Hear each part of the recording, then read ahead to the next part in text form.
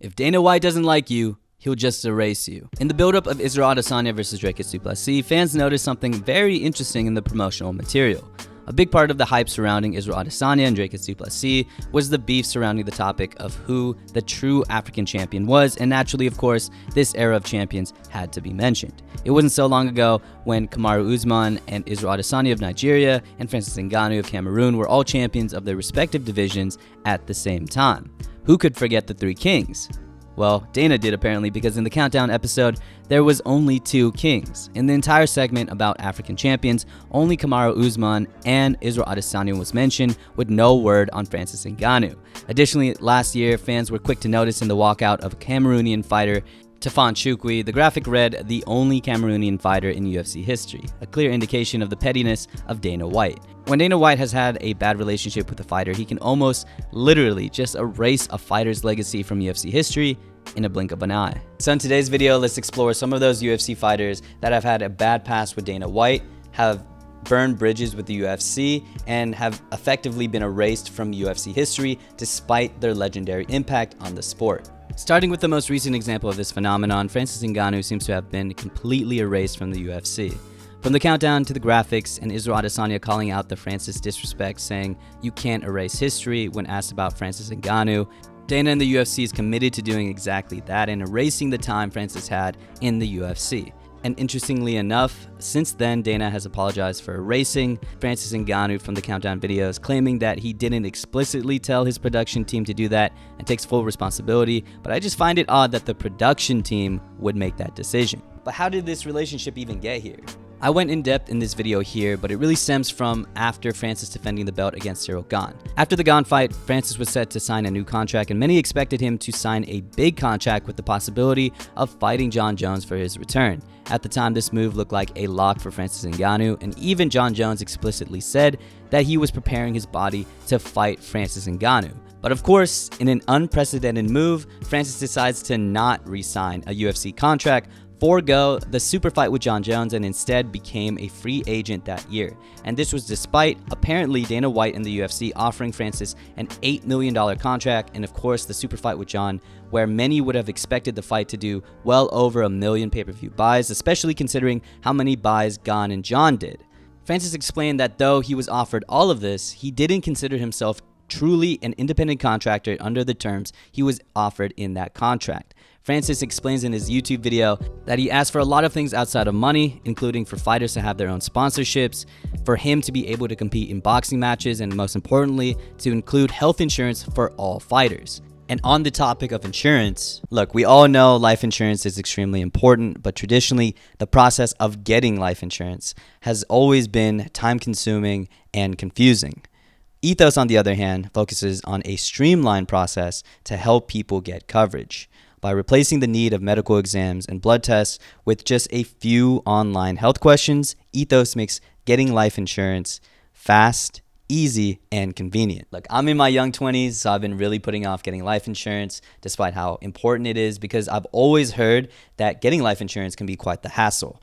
But I know I have to do it at some point, because I really want that peace of mind knowing that my family is financially secured, even in the worst. Additionally, according to Investopedia, premiums can increase 8 to 10% each year you wait to purchase life insurance. So even though I'm young, purchasing life insurance earlier rather than later would probably be a smart idea.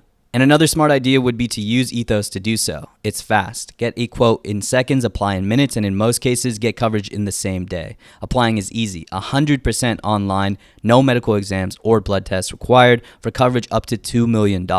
Just answer a few health questions online. You can get your free life insurance quote through Ethos. Scan the QR code or click the link in the description. Thanks Ethos for sponsoring this video. And apparently all the UFC did was offer Francis more money, which led to him doing what he did, which was re-signing with PFL, competing in 2 big-time boxing events, and ultimately getting what he wanted in the PFL. Dana, on the other hand, did not get what he wanted. Obviously, the big hit to the UFC was the loss of the super fight of Jon Jones and Francis Ngannou. That definitely had to be a huge blow, considering this was the fight everyone was preparing for, and I think would have been the first UFC fight to break the top 10 in pay-per-view buys without Conor McGregor. But of course, we'll never know, since Francis left on his own terms. and that made Dana very, very angry. Of course, he was preying hard on Francis Ngannou's downfall and said things like he didn't re-sign the contract because he was ducking Jon Jones, he didn't understand the move, and said that Francis doesn't want to take the toughest fights and didn't believe Francis had the star power to make a big-time boxing match.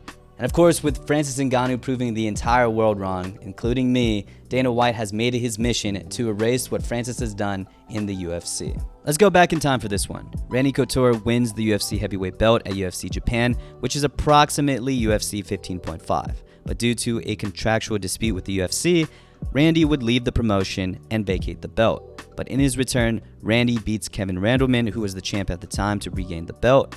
And Randy would continue to fight in both the UFC and in Japan. But in the UFC, he would beat both Chuck Liddell and Tito Ortiz to become the light heavyweight champion and the first champion in 2 different divisions. Not simultaneously, but still an amazing feat that we don't see recognized too much.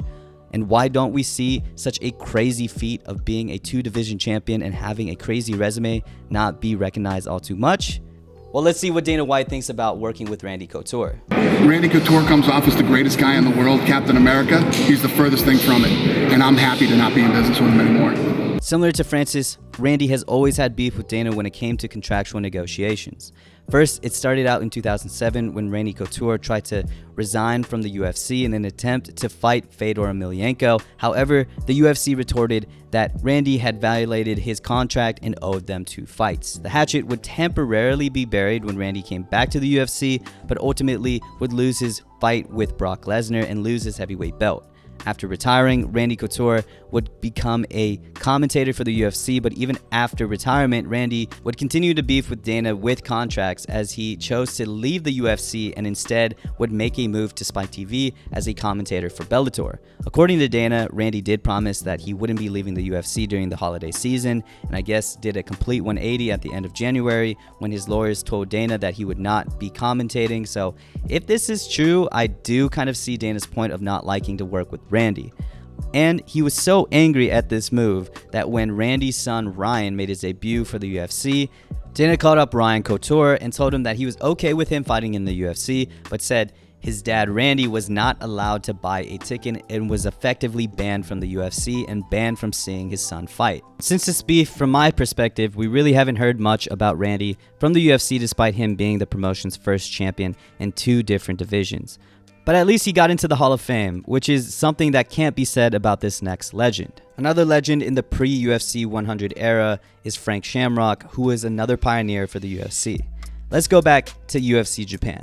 Along with Randy Couture winning the heavyweight belt, Frank Shamrock would win his fight with Kevin Jackson and become the first light heavyweight champion in the UFC. He would defend the belt again 4 times, with his last defense being against Tito Ortiz. But despite his dominance and star power as UFC champion, at the time there just wasn't enough money in the UFC, and subsequently he retired but stayed on board on the UFC as a commentator and consultant.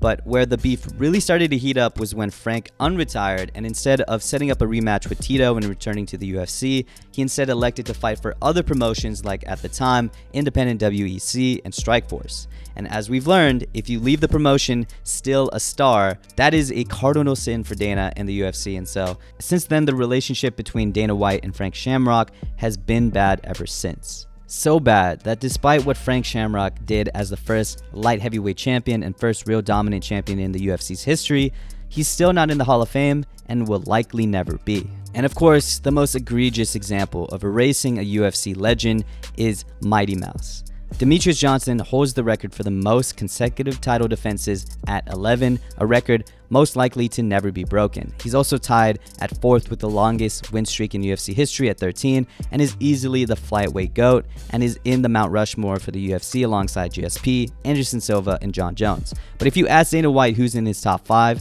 you're going to get Jon Jones, Anderson Silva, GSP, Conor McGregor, and Ronda Rousey. And whenever Dana White does talk about Mighty Mouse, it's usually in a negative light. Dana White claims Mighty Mouse just wasn't doing the numbers and was even thinking of shutting down the entire flyweight division due to its star not being able to bring in the pay-per-view buys. Yeah, okay, maybe he wasn't the biggest draw at the time considering he was at the smallest weight class and steamrolling his competition, since flyweight at the time just didn't have enough depth. But come on, Mighty Mouse is not just one of the greatest UFC athletes, but one of the greatest martial artists of all time doing shit we've never seen before. But it didn't matter. Even after his 13-fight win streak and his 11 title defenses in a row, as soon as Mighty Mouse lost an extremely close fight with Henry Cejudo, that was the excuse for Dana White to trade Demetrious Johnson for fucking Ben Askren. While Demetrious Johnson went on to have sick fights in one, which included a crazy cross-sport mixed rules match with Rodtang, Ben Askren went on to have a controversial submission win over Robbie Lawler, did this in record time, and then finally lost to Damian Maia. And we all know Dana would never admit that this was probably one of the worst trades in UFC history and sports history in general, but I'm glad for Mighty Mouse because he got the star treatment in a new promotion. Apparently is very happy with the money he makes at one. So even though Dana has treated one of the most well-rounded and greatest martial artists of all time like shit, I think Mighty Mouse ended up in a great spot and has a sick YouTube channel, so his legacy will never truly be erased. So yeah, those were all the cases in which Dana White damn near completely erased the legacy of some of the greatest of all time. And with Dana explicitly erasing history, you forget about the Randy Coutures and Frank Shamrocks, and I hope this doesn't happen, but the next generation of fans might forget the Demetrious Johnsons and Francis Ngannous. But anyways, what do you guys think of Dana White practically erasing MMA history in general? And do you think the guys like Francis Ngannou, Mighty Mouse, Randy Coutures, or Frank Shamrocks will be completely forgotten by this next generation of fans? I really hope not, because they did a lot for the sport. But anyways, again, thank you guys for supporting, and I'll see you in the next week. Peace.